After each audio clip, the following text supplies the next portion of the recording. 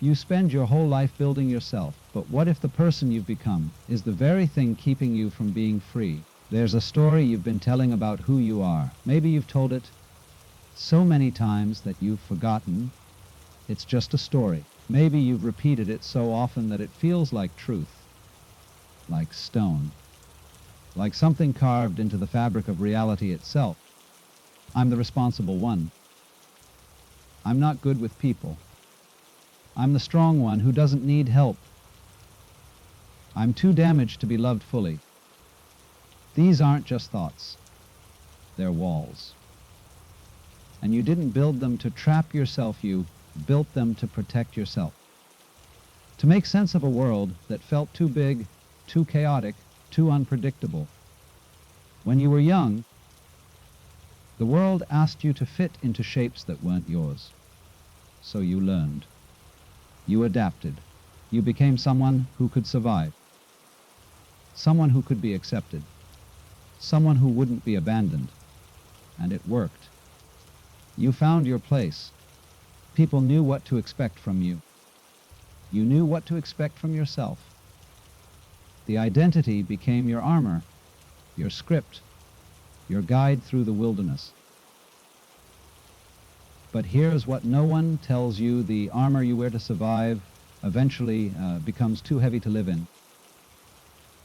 The role you play to be loved becomes the very thing that keeps love at arm's length. The identity you protect becomes the cage you live in. Think of it like this. Imagine a tree that grows near a wall. When the tree is young, the wall protects it from the wind. It shields the sapling from the harshness of the elements. The tree grows tall because of this protection. But as the years pass, the tree's roots spread, its branches reach, and one day, the tree realizes the wall that once protected it now blocks the sun. The very thing that kept it safe now keeps it small. This is what happens to us. We create identities to navigate a world that feels threatening. We become the successful one to prove our worth. We become the caretaker. We become the rebel to feel free, or the perfect one to avoid rejection. And for a while, it works. The identity gives us a sense of stability. It tells us who we are. It gives others a way to relate to us. But slowly, subtly, the identity stops being a tool and becomes a prison. Because once you've decided who you are, you have to keep being that person. You have to defend that image, maintain it, prove it, over and over and over again. You can't show weakness if you're the strong one. You can't ask for help if you're the independent one. You can't rest if you're the driven one. You can't be messy if you're the one who has it all together. The identity you built to protect yourself becomes the thing you sacrifice yourself to maintain. And the cruelest part, you don't even notice it happening. You think you're being yourself, but really, you're being the idea of yourself. You're performing a role you auditioned for so long ago that you've forgotten there was ever a casting call. The Sufis have a teaching about this. They say that the ego is like a guardian at the gate of your heart. At first, the guardian protects you. It keeps out harm. It filters what comes in and what goes out. But over time, the guardian grows paranoid. It starts to see threats everywhere. It begins to believe that it is you, that without it, you would cease to exist. So it tightens its grip. It builds higher walls. It narrows the gate until almost nothing can pass through. Not love, not truth, not life itself. And you, the one living inside, start to believe that the walls are who you are, that the gate is your identity, that the guardian's voice is your own. But it's not. So here's the question that begins to dissolve the cage. Who would you be if you stopped trying to be anyone at all? Not in some far-off spiritual fantasy, right now, today. Who would you be if you didn't have to maintain the image you've built? If you didn't have to prove you're strong, or successful, or independent, or wise, or healed? What if, just for a moment, you let yourself be unsure, afraid, confused, soft? What if you stopped defending the story of who you are and just were? This isn't about rejecting your past or pretending you're someone you're not. It's about recognizing that you are not fixed. You are not a statue. You're not a brand. You're not a R.A. Summe. You're alive. Which means you're allowed to change, to grow, to contradict yourself, to be different tomorrow than you were today. The identity you protect is often just the identity you think you need in order to be accepted. But what if the deepest acceptance comes not from being consistent, but from being real? There's a practice you can begin today. It's simple, but it's not easy. When you notice yourself defending who you are, when you feel that tightness in your chest, that need to prove or explain or justify, pause. Just pause. And ask yourself, what am I protecting right now? Not with judgment, just with curiosity. Am I protecting an image of competence, of strength, of being good? And then, gently, what would happen if I let this go just for a moment? You don't have to have an answer. You don't have to change anything. You're just noticing, just becoming aware of the walls. Because awareness is the first crack in the cage. The identity you've built isn't wrong. It's not bad. It served you. It kept you safe when you needed safety. But you're not that fragile anymore. You're not the child who needed armor to survive. You're not the person who had to perform to be loved. You're here. You're breathing. You're alive.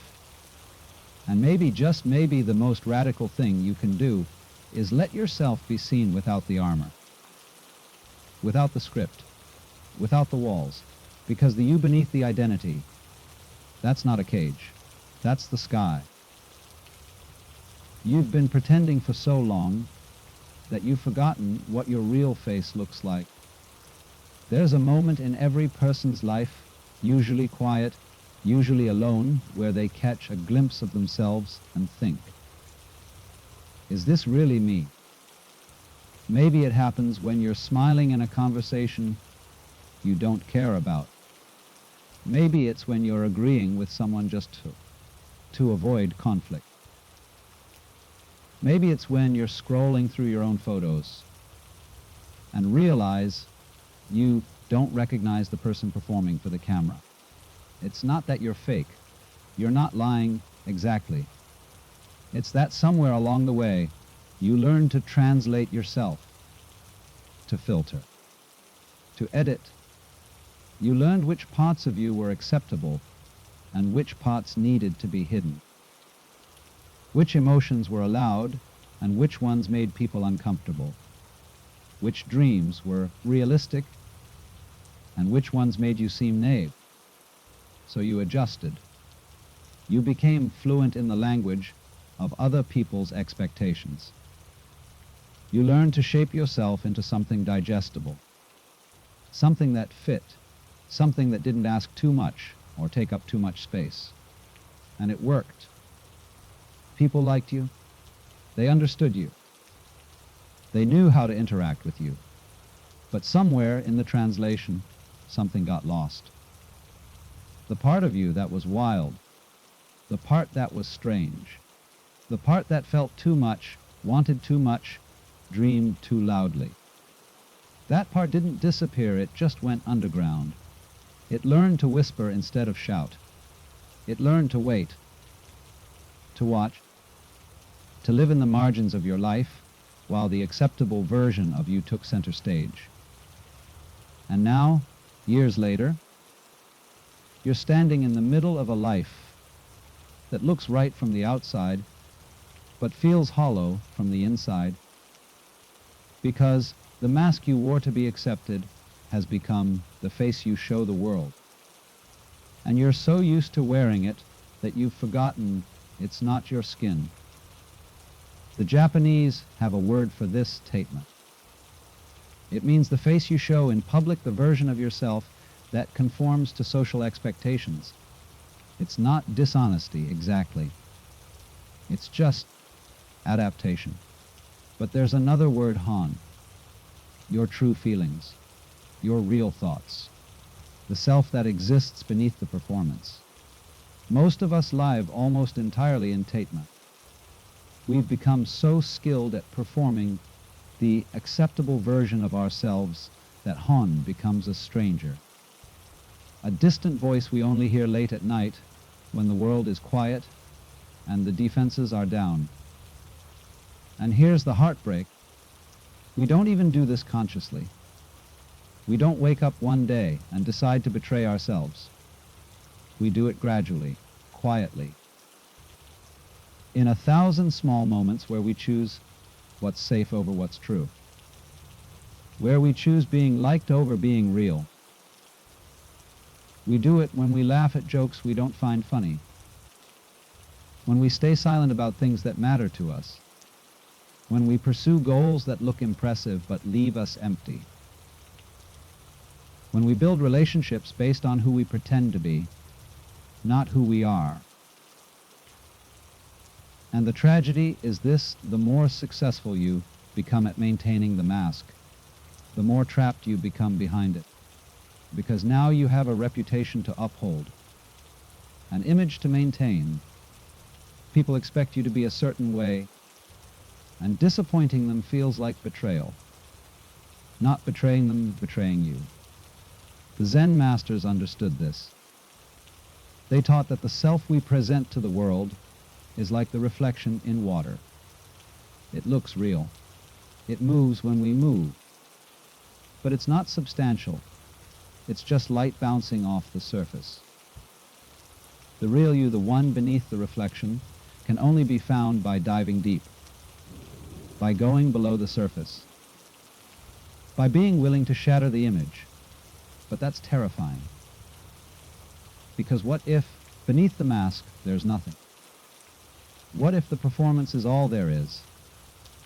What if you've been pretending for so long that you've forgotten how to be real? This is the fear that keeps the mask in place. The fear that without the identity, without the acceptable version, you'll disappear. That you'll be rejected, alone, unseen. But here's the truth the mask doesn't want you to know. You're not protecting yourself. You're protecting the cage. So how do you remove a mask you've forgotten you're wearing? You start by noticing the moments when you feel most like yourself. Not the impressive moments. Not the moments where you're performing well or being admired. The moments when you forget to perform at all. Maybe it's when you're alone in your car, singing badly to a song you love. Maybe it's when you're talking to a child or an animal and you drop the adult script. Maybe it's in the middle of the night when you're too tired to maintain the image and you just, These moments are glimpses. They're cracks in the mask where your real face shows through. Pay attention to them. Not to analyze them or capture them or turn them into content. Just to notice them. To remember what it feels like to be unguarded. And then begin to experiment with bringing more of that unguarded self into your waking life. Not dramatically. Not all at once. Just incrementally. What if, in one conversation today, you told the truth instead of the diplomatic version? What if, when someone asked, "How are you?" you answered honestly instead of automatically saying, "Fine"? What if you let yourself want something without immediately justifying or explaining why it's reasonable. This isn't about oversharing or forcing authenticity. It's about creating small spaces where the mask can come off, where you don't have to translate yourself, where you can speak in your first language instead of the borrowed one. And here's what you'll discover. The people worth keeping in your life won't be disturbed by your realness. They'll be relieved, because they're tired of performing too. The mask you wear isn't who you are, but it's also not your enemy. It protected you. It helped you survive in a world that didn't always feel safe for the real you. But you don't need it anymore. Not the way you used to. You're strong enough now to be soft, secure enough to be uncertain, brave enough to be vulnerable. The face beneath the mask isn't something you need to create. It's something you need to uncover. And when you do, when you finally let yourself be seen, without the performance, without the filter, without the carefully constructed image, you'll realize something profound. The person you were hiding was never shameful. They were just waiting. You've been trying to become someone your whole life. But what if who you already are has been buried under all that becoming? There's an exhaustion that lives in the bones of modern life. It's not just tiredness. It's not just burnout. It's the weariness that comes from constantly trying to become better, become more, become someone worthy of love, success, respect, peace. We're taught from childhood that we're not enough as we are, that we're raw material waiting to be shaped, potential waiting to be realized, works in progress. So we set goals, we make plans, we optimize and improve and hustle and grow. We become the person who has it together. We become the person who doesn't quit. We become the person who overcomes their past. We become the person who inspires others. And there's nothing wrong with growth. Nothing wrong with change. Nothing wrong with wanting to evolve. But somewhere in the endless becoming, we lose touch with being. We forget that beneath all the striving, beneath all the self-improvement and personal development and character building, there's a self that doesn't need to be built. A self that was never broken, never incomplete, never insufficient. A self that simply is. The great tragedy of our time is that we've turned life into a project, a problem to be solved, a puzzle to be figured out. We treat ourselves like startup companies, always in beta, always iterating, always pivoting toward the next version of ourselves. And the language of self-improvement has become the soundtrack of our inner lives. I need to work on myself. I'm trying to be better. I'm not where I want to be yet. Yet. Always yet. As if the present moment is just a waiting room. As if right now is just the space between who you were and who you're supposed to become. But what if this is it? Not in a hopeless way. Not in a give up on your dreams way. But what if right now, exactly as you are confused, imperfect, still figuring it out, you're already whole? What if you don't need to become anything to deserve peace, to deserve love, to deserve to take up space in the world? The Buddha spoke of this. He called it the original face, the nature you had before you were born, before you were told who to be, before you learned what was expected, before you absorbed the wounds and the conditioning and the stories.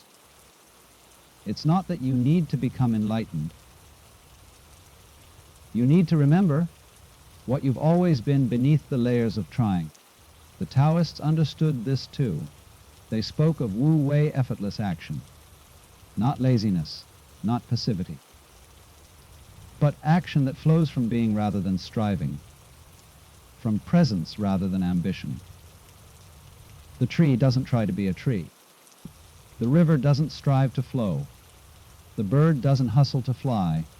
They simply are what they are. And in that being, they fulfill their nature completely. But we've forgotten how to do this. We've forgotten that existence itself is enough, that you don't need to earn your place here. You already belong, not because of what you've achieved, not because of who you've become, but because you're here, because you're breathing, because you're alive. And all the striving, all the becoming, all the endless self-improvement, it's just another way of saying, I'm not enough yet. But you are. You always have been. So what does it look like to stop becoming and start being? It doesn't mean you stop growing. It doesn't mean you abandon your goals or stop trying to improve your life. It means you stop making your okayness conditional. You stop saying, I'll be worthy when I achieve this. I'll be lovable when I fix that. I'll be enough when I finally become the person I'm supposed to be. Instead, you begin with enoughness. You start from wholeness, not from lack. And from that place of wholeness, growth happens naturally. Not as a desperate attempt to fix yourself, but as the organic unfolding of who you already are. Here's a practice. Once a day, for just a few minutes, stop trying to become anything. Stop optimizing. Stop working on yourself. Just sit. Just breathe. Just be. And notice what it feels like to exist without an agenda, without a project, without trying to get somewhere other than where you are. At first, it might feel uncomfortable.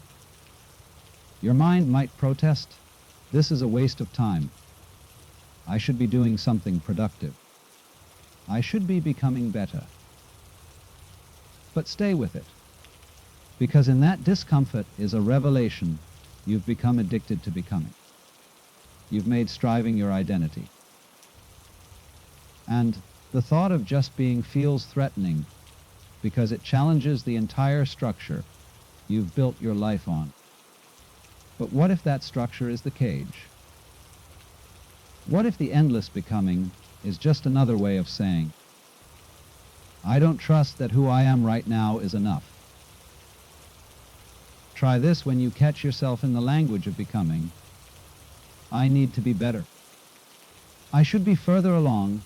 I'm not where I'm supposed to be, pause. And replace it with being. I am where I am. This is what's true right now. I exist, and that's enough.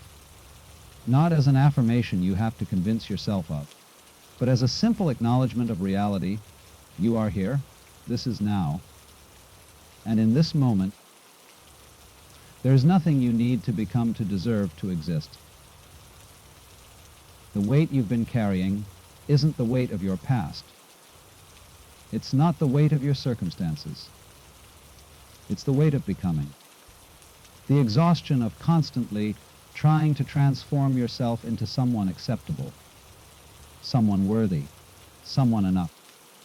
But what if you set that weight down? What if, just for today, you let yourself be exactly as you are, imperfect, unfinished, still figuring it out, and called it enough? Not forever.